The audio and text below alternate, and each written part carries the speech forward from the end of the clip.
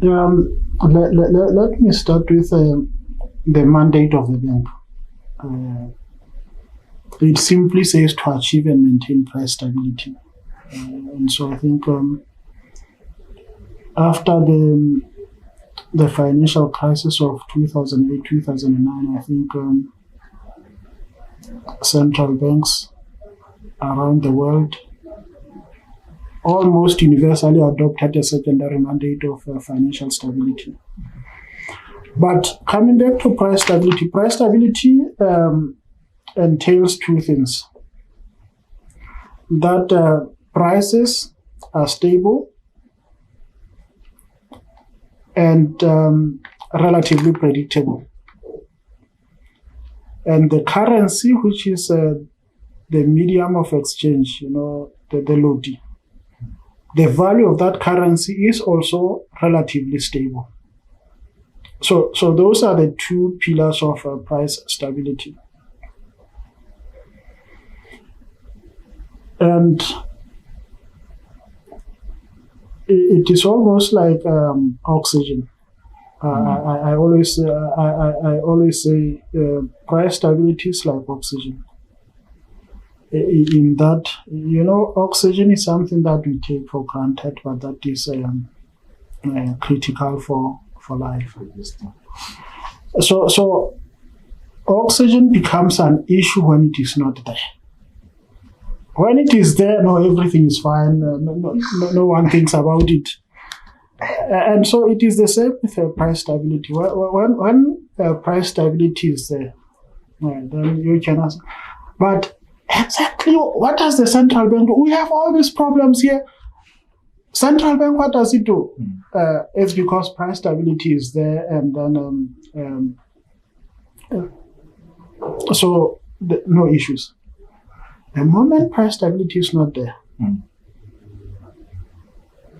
and this is something I've said also to a number of people, even to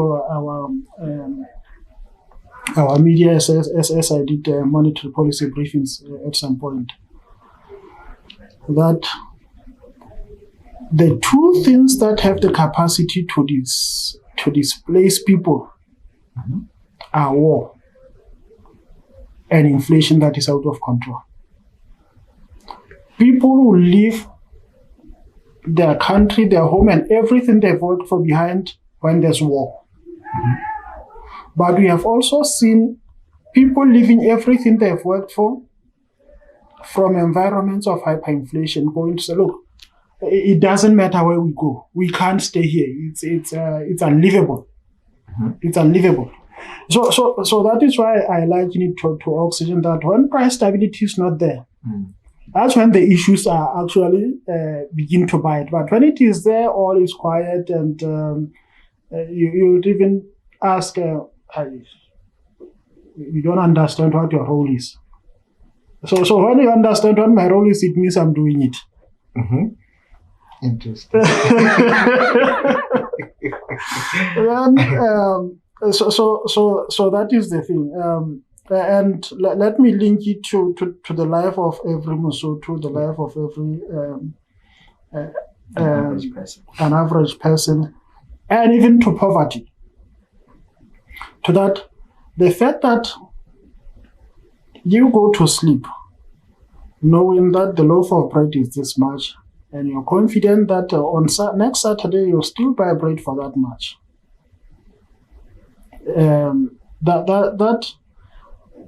That is the kind of peace of mind that you begin to see the value of when that is not the case.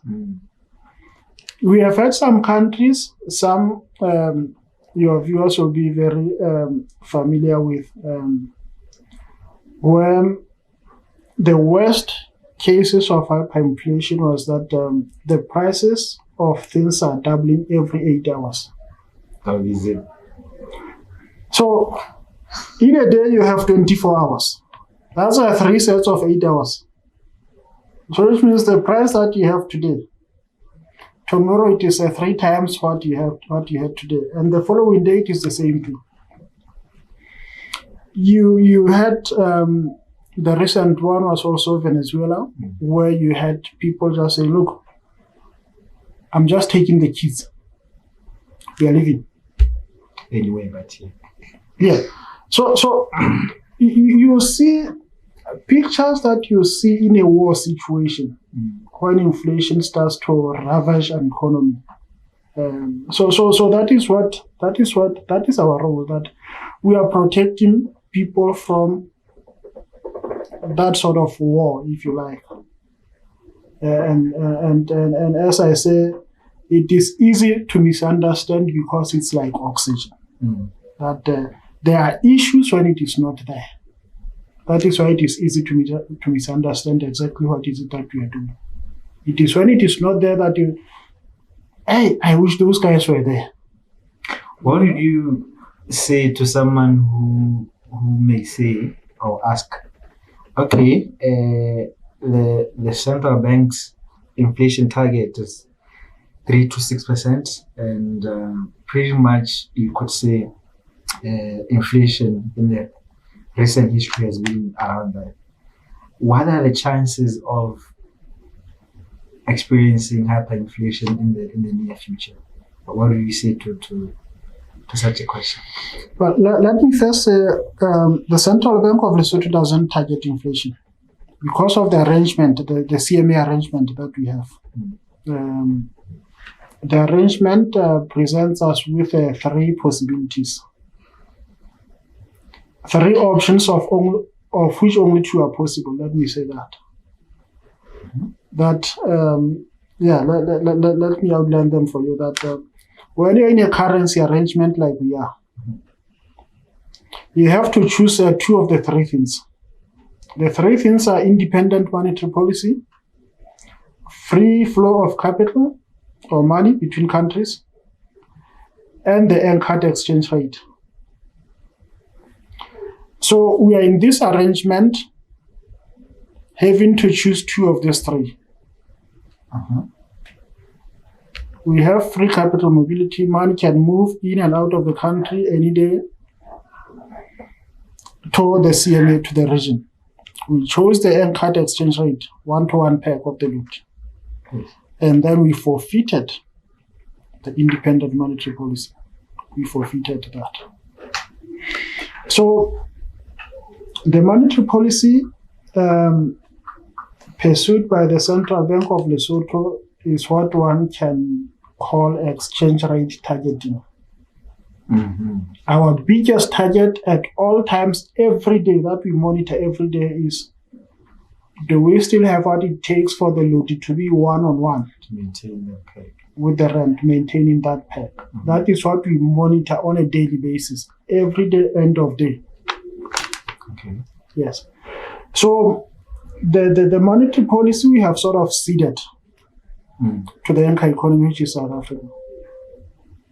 And as long as they're able to meet their monetary policy objectives, we don't anticipate to have problems. As far as inflation is concerned. And I think the question now, given what you've just said, is the use of interest rates. What does interest rates at the Central Bank of Lesotho, what role does interest rate play now in the monetary policy conversation? Interesting.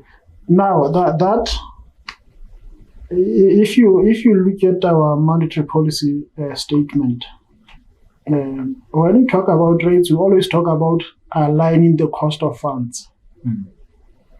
Because funds, money, capital, moves freely between Lesotho, South Africa, Namibia, Eswatini. The moment you have differentials in rates, man will simply move to where the rates are high. So we are managing that. We are managing the capital flight. That is why we say, to the extent possible,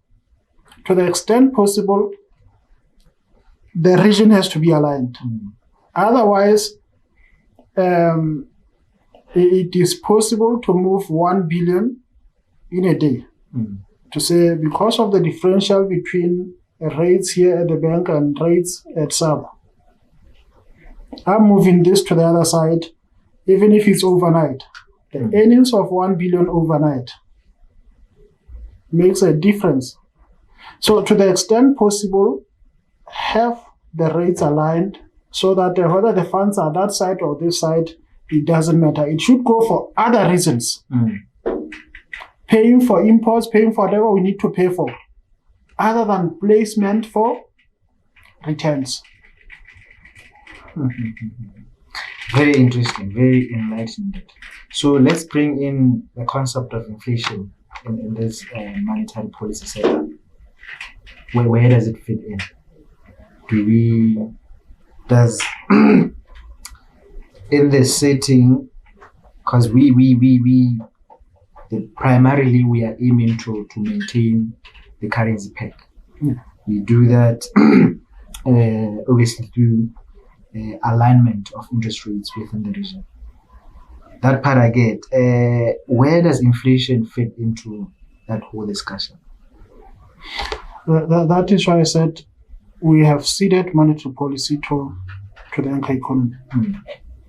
So it is very important for these three countries, Eswatini, Namibia, Lesotho. It is very important that South Africa does achieve its monetary policy objectives. Because for a currency that is pegged to the rand, much of the inflation in these countries is imported as a result of buying. If you look at our trade patterns, our trade statistics, much of what we use, much of what we consume, machinery, consumables, they are from South Africa. The moment the inflation gets out of hand, it crosses over to this side. Those trucks that you see by the border there, they bring that inflation in the form of goods and services that have been paid for at higher prices because for whatever reason, SAP didn't quite get the hang of this thing. So it overflows very quickly to the side. So that is why inflation in this whole equation is SAP has to get it right. If SAP gets it right, 80% of our problem is over there. We have the other some 20% or so that comes from other things that are now internal.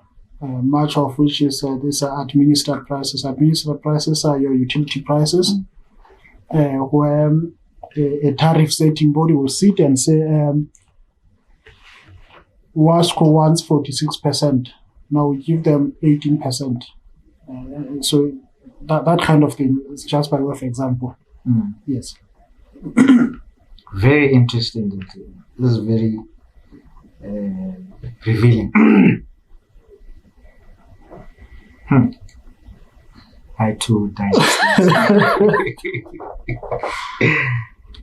Yes. So achieving our mandate at the bank here, which is price stability, is almost entirely dependent on maintaining the peg. And SAP achieving their mandatory policy. We have seeded, people talk about seeding. You want a loan there, they say, okay, seed your insurance policy. So we have seeded our monetary policy. And because of that, we have regular meetings of the four countries. At least every quarter, the governors of the four countries would sit in a meeting, discuss these issues. So there is a mechanism where even as SAP goes into monetary policy discussions, they know what's happening in Namibia, they know what's happening in Eswatini, they know what's happening in Lesotho, through this consultative quarterly meetings of CMA governors. So every quarter, the governors of the four central banks meet and discuss what is going on in each of the four countries. So, Governor, I know there's some level of independence between the fiscal policy and monetary policy. But if I were to ask, if discussions around changing the composition of our economy, i.e., the percentage we import, wouldn't that fold into the central bank's mandate? As you just stated now, that inflation, majority of it is imported. And if you were to just simplistically say, if you reduce the imports, you reduce that sensitivity to outside shock from inflation. Yeah, but reducing imports is I don't know, not that easy. We have the economy, and in terms of what we produce on our own, quite limited. And so that would be a much longer term objective, but which is needed anyway. In that the greatest aspiration should be growth. I always say economic growth. Sometimes you see indicators going south. Government debt indicators are going south. What is going south? External balance is going south.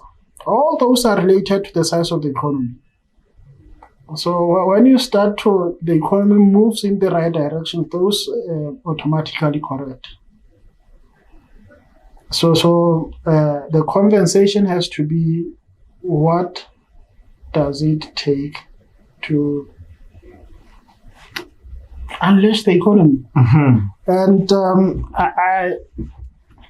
I always say, and it is always said, the productivity, economic growth comes from productivity. Productivity is speed and innovation. Yeah. So you have traditionally three sources: what the country has, what the country can do better than others, and then the productivity. But it has been shown over time that productivity trumps all these others. That if you can do things innovatively, if you can do things with speed, then your economy will grow. Now, because we have seeded our monetary policy, the SARB has come under some fire in the recent weeks, past month. There's some opposing views on its monetary stance. Some views are that there are some views as extreme as saying the SARB needs to maybe update its objectives, its mandate, to include growth, as we're talking about now, to include or at least be cognizant of the unemployment and other economic indicators. That would mean, by extension, our monetary policy also is under that scrutiny.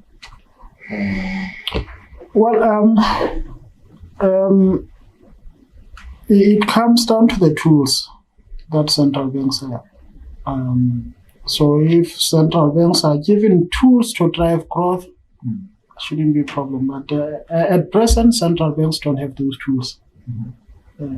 So you want me to do a job, give me the tools to do that job. So it becomes unfair when you say, you have to do this. Because of this pressure, now you have to do this. Meanwhile, I have not been equipped, both legally and in terms of tools, to do that job. So, well, we are aware of those debates that are coming from. I don't know what to make of that, but I think economic pressures are bringing all sorts of frustrations and views that sometimes are contrary to what the data would otherwise say.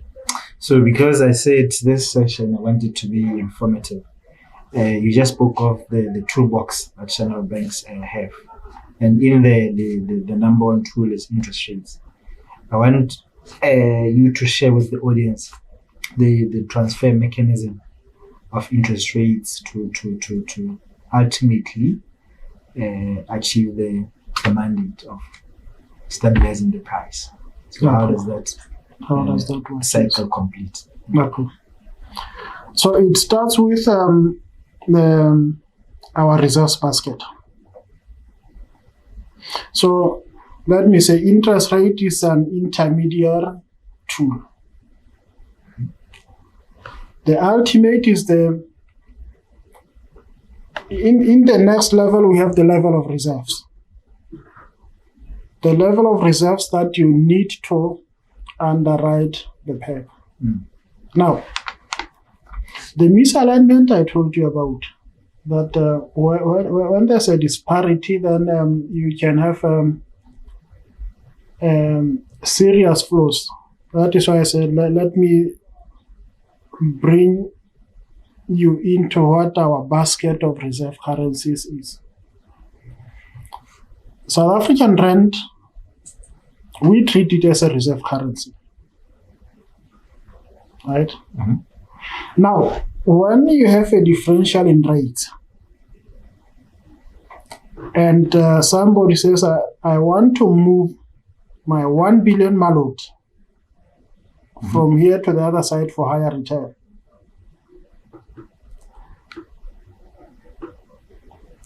He does a computer entry here.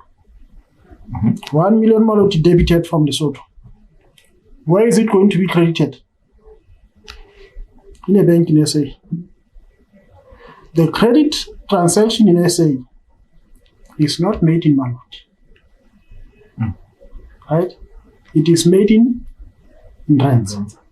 Yes. So that credit extension, the credit entry that is made in rands, the rent account that is debited for that to happen is the Central Bank of Lesotho account at SAP. And when that happens, the amount of rents we have in our basket goes down. So now imagine that happens daily for a month. We keep depleting the rents, Sooner or later we said, hang on, the rents that we have depleted the reserves basket so much that we are barely hanging on as far as the peg is concerned. So that is the link that I want to make. But to the extent possible, the money that goes to that side, let it go for other reasons, such as paying for whatever we need to pay for, rather than going for returns. Because if you do that, then the money will leave every day. And as the money leaves every day, the rent credits that side are on the bank's account held at SAR. And that now drops our reserves level. That is why we want that alignment. Interesting. Yes. Fascinating. Fascinating bit. So from 2020 to now, central banks globally, they've been in the spotlight. They've made huge headlines, from the Reserve Bank of the Federal Reserve Bank of the United States to European central banks, those large banks. What do you make of monetary policy environments just globally? Obviously, in the context of where inflation was, at least last year, at record highs, and there have been signs of inflation starting to moderate this year. But what do you make of the global monetary policy environment and how it's likely to take 12 months out, just aggregating all these moving parts together? There's geopolitics, there's all sorts of moving things. Yeah, I think the world. I think we're in a critical time in human history, where uncertainty and volatility are becoming quite frequent. The order of, because we had COVID, and then when you thought you're coming out of COVID, you have the Russia-Ukraine war, and then out of that now emerges this global fragmentation. And all these things, you see them undoing what globalization set out to do, that make the world one big global village. And when you build an economic model of globalization and trade in class as a theoretical model, building it, the building blocks, it's a very beautiful model, and then you're able to see how everything gets better. But that is the theory. What has happened is that the outcomes have been something else. And so, because of this, but let me come to the issue of inflation and how central banks responded. It started with COVID-19. I think COVID-19 triggered everything. That with COVID-19, with the shutdown of industries, central banks had to come in to keep the lights on, as it were, by putting in money into the systems, still the stimulus packages and all those things. So basically, central banks were just pouring money into the economies. Right? We come out of COVID-19.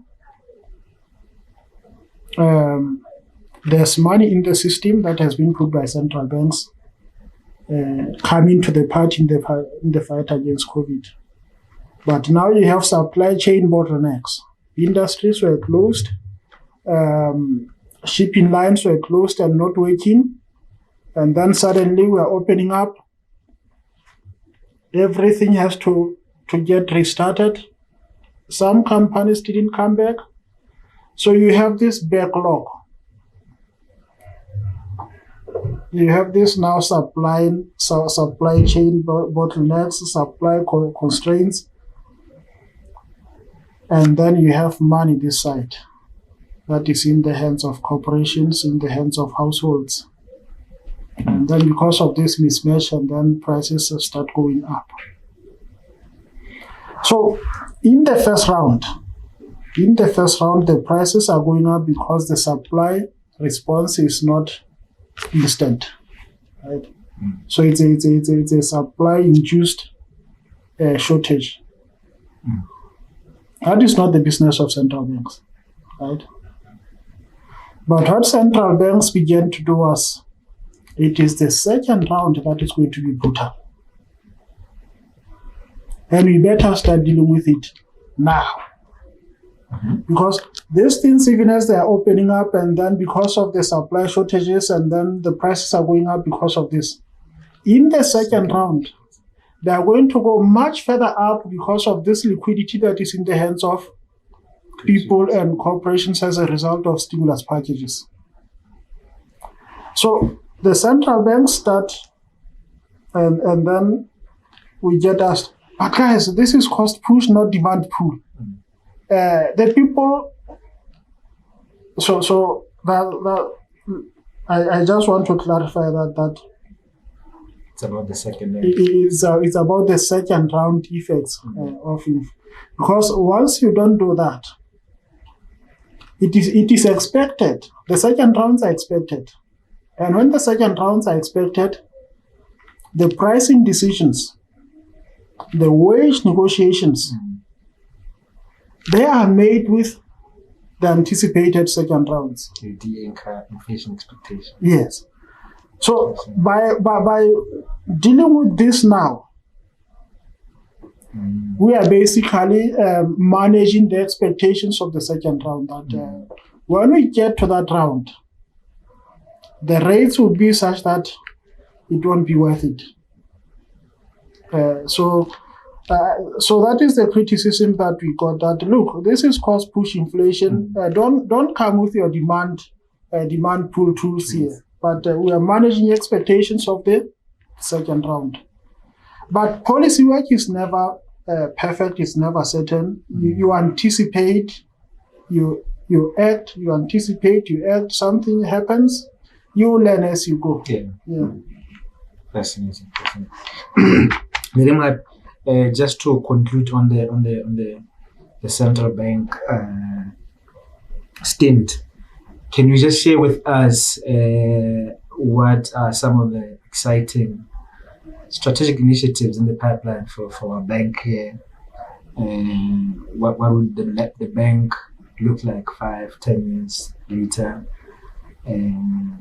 What is the team busy with that's exciting for all Lesotho? I've read a couple of papers where the SAB is doing a study on digital currency. We call it smart cash. That's sensational. I mean, I'm not talking about that. I'm talking about the relevancy of the bank in terms of the financial system as a whole. What are we improving? What are we working on strategically to evolve and move forward the bank? The one thing I didn't, we spent a lot of time on inflation and price stability. Allow me, before I get into that, to touch a little bit on financial stability. What is the essence of financial stability? The essence of financial stability and the whole reason why we regulate banks, insurance companies, and the likes is to protect people's money. So the whole point of financial stability is now to protect people's money. We always say depositors' money. The policyholders also give their monies to the insurance companies. So that money at some point has to come back to the owners. You are for the people. Yes, certainly. And so, but it is much more clearer when you think about the money that is in the banks. That the banks are sitting on this money. It's not theirs. It is the depositors' money. They should get it when they need it, when they want it, at all times.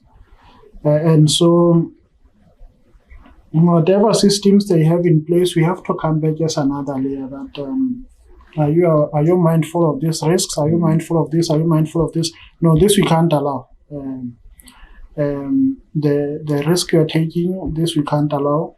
The reason why we say this we can't allow, this we can allow, is because this is not your money. It is the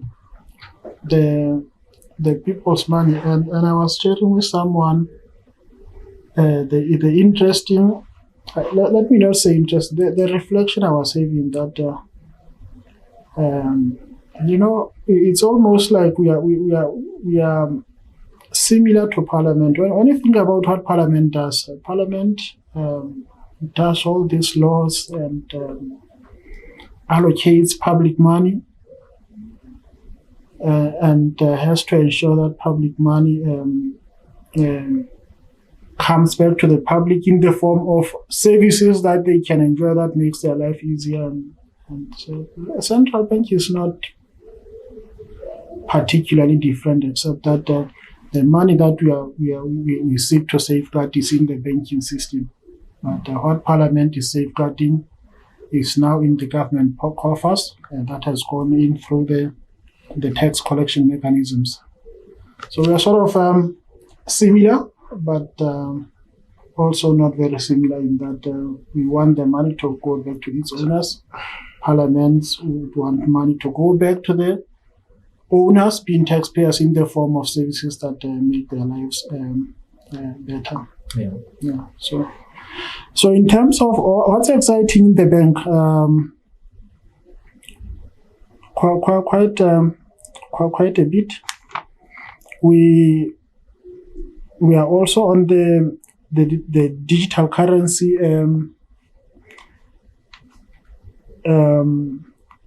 drive, but we are much more careful because these things are like we were first to launch, and then we have seen stories in West Africa where they rushed in to launch. Money is quite sensitive, and money is money because people say it's money and decide to accept it. We have seen cases where digital currencies were launched and then the public said, "I know, we don't think this is money." Trust is critical. And so when you have that, then you have run into a brick wall, because money is money when people say it's money and are willing to accept it, and not when the central bank says so. So that is critical. So we are in a learning phase. We have a unit that has been set up that is learning as much as possible the pitfalls, the experiences of winners, the experiences of those that have run into problems. We are driving this with the region as well. We are also meeting as a region to say, where are you, Namibia? What are you doing? What are your thoughts? What do you see? So that excitement is there. But also along with that excitement is a great deal of caution to tread carefully on this.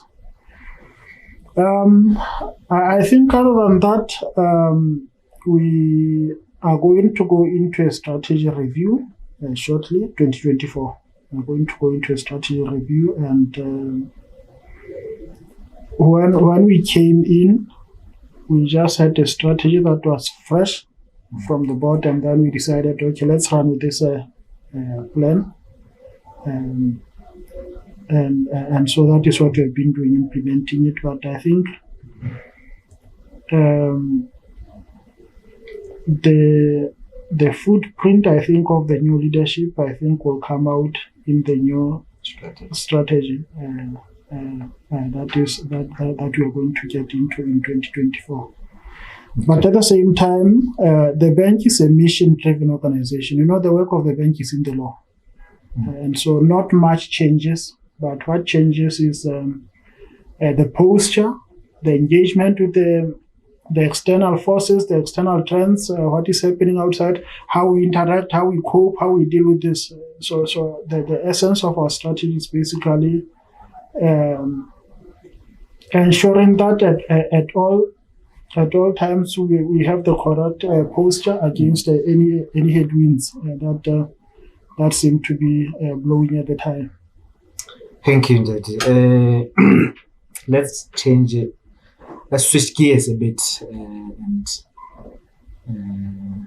slow the pace. So the name of the show is called Lesotho's Investment Case. So all of our guests, we usually ask them, there's one question. It's the defining question where we are looking for your thesis of Lesotho's investment.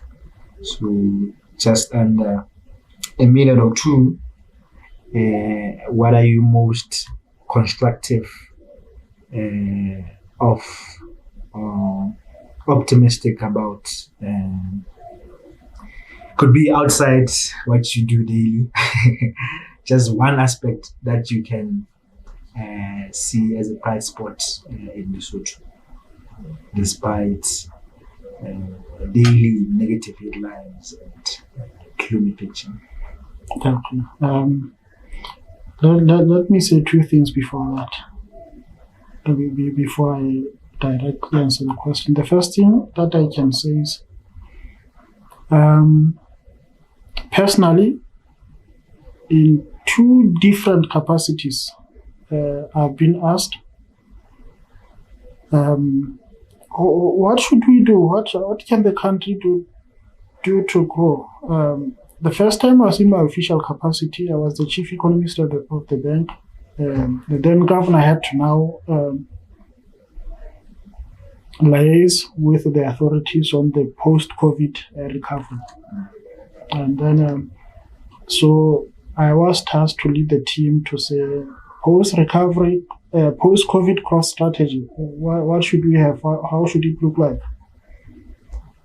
We sat and went through all sorts of plans this country has had and then analyzed every sector.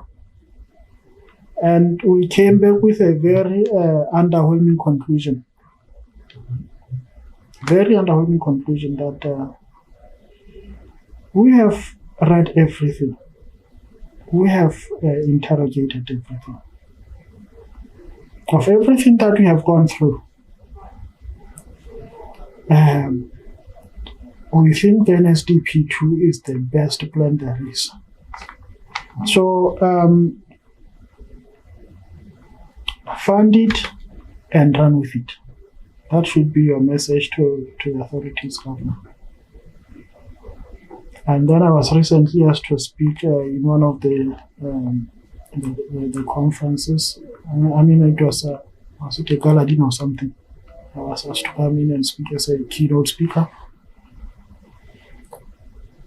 I touched on a number of issues about how you assess opportunities, how you need investment, how entrepreneurship is important. But when it comes to national issues, I said, look, the NSDP2, change the dates on the NSDP2, fund it, run with it. I understand that is exactly what has been done. And someone was telling me about a month or so back that the NSDP2, the dates have been changed. I can't say I said so, but I think people who looked at it objectively, so this is the best chance we have. If we can fund this and run with it, it contains the national aspirations as we want them. We wouldn't want them any other way. The second thing I want to say is, I always marvel at the philosophical insights of, I don't know who came up with our slogan, the national slogan of Kgotsopula. But I find it philosophically very, very insightful.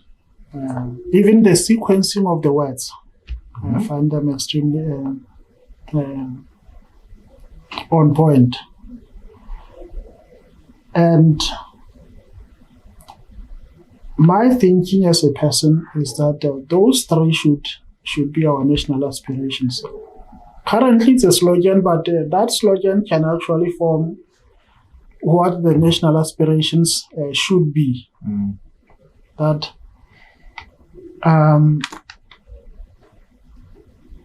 and that sequencing is not accidental, because Kgotso, which is peace, that should be the foundation. The moment you have that, you have stability. And as a country, I think everyone knows that this country is crying for stability more than anything. And that first word of our slogan is exactly that. Have that as an aspiration to work towards. Pula is an enabler. Go on. When it rains, all the nutrients of the earth come from the rain. So Pula is an enabler for us to cultivate, for us to do all manner of things. That water, that rain is a source of life, you can say that. And Nala is prosperity. And so prosperity, these things that I do, your economic growth, productivity growth, that is the tail end. Those are policies for prosperity. But get the basics right. The stability has to be right. What are the enablers that form our Pula? That would be your education system, that would be your health system, that would be your institutions. All of them. That would be the state. And once you have this foundation of peace, and then you have a capable state driving enablers, I assure you the people will have no problem driving prosperity. prosperity is almost guaranteed. The people will drive it. When you have government wanting to drive prosperity, the priorities are wrong. The state should try ensure the foundation of peace, drive the enablers, and let the people drive prosperity. They will. They will. So I always think along those lines and say whoever came up with our national slogan was quite insightful, even in that sequence. Yeah. The day I've even forgotten what you had asked, but okay, it was in one line. Where do I see the bright spark? Energy currently is almost spoken of in the same breath as gold, as it were. So energy is a big deal. And you look at Lesotho, it's probably one of the few countries with all three sources of clean energy. Hydro, we have abundant water. Wind, we have. Solar, we have the sun. Our summer days, as long as you can imagine, even in winter, we still have the sun. So as a country, we have these three sources of clean energy. The debates around clean energy transition and the likes, we shouldn't have those issues. We should just transit and then enable investments into that sector. We have energy deficit close to us, and then it's an opportunity if we harness those. Everybody talks about the beauty of our country, and for me, tourism is not going to be driven by people who cross the border with their cars and the likes. For me, those will not drive tourism. That is not the critical mass that will drive tourism. There's an old economic rule that supply creates its own demand. Yeah. And I think that is applicable to. You hear a lot around Mushweshwe 1 being upgraded, renewed, and the likes. And I say, do that. Revamp, increase the capacity of the airport, increase air traffic, basically build Mushweshwe 1 to compete with ORT. They are close enough, they can compete. Build Mushweshwe 1 to compete with ORT. Once you increase air traffic into Lesotho, and then you market your landscape, that critical mass, that not the cars that cross the border, the hundreds that come in your jets. So it is that mass that will begin to change things around and start to move the needle. Yeah, those are the bright sparks I see. That I think are things that can be done even now. Fascinating. That Mohapi, I think that's a powerful and profound note to end this discussion. It has been deep. It has been very engaging, very enlightening. It was very educational and informative, but most of it was very empowering and, as expected, very insightful. That I think our audience will agree with me that this has been worth it. I hope so. You put me under a lot of pressure, but you did allay my fears to say all the guests are special. So that's why it's been my pleasure to share some of my experiences and my thoughts. Ladies and gentlemen, on that note, I present to you, or let's sign out, the first Deputy Governor that day, Lehlomela Mohapi. Now we close on that note, on that high note, that Kgotso, pula, nala setjhaba sa Basotho. Stability, enablement, and prosperity. Ladies and gentlemen, until the next episode, cheers for now. Bye.